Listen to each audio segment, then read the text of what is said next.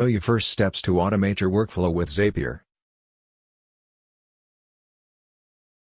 We've built thousands of Zap templates that you can quickly use with your own account and adapt to your own needs. Templates are like blueprints for popular Zaps.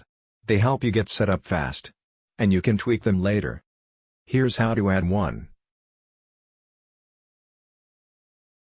Step 1. Go to your dashboard. Then type in the name of the app you want to create a Zap. Step 2. Then type in the name of the app you want to connect to your first app. Step 3. Next, select a trigger for your Zap. The trigger is what you want to kick off your Zap. For example, you could choose New Deal in Pipedrive as a trigger. Step 4. Choose the action that you want to happen whenever the trigger occurs.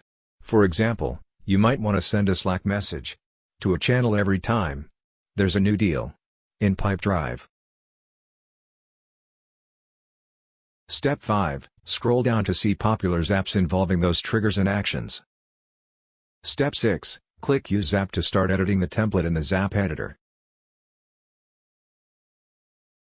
Step 7. Click the Sign In button to link your account in the app to Zappier for the first time. If you've previously connected the app to Zappier, select it from the drop-down menu of Apps. Step 8. In the following steps, when prompted, select the optional or required fields for each app in your Zap. This helps you customize the Zap template and tells it the exact data you'd like to use.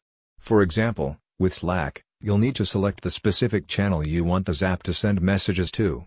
You can also customize optional fields, such as the name and profile image displayed along with these messages.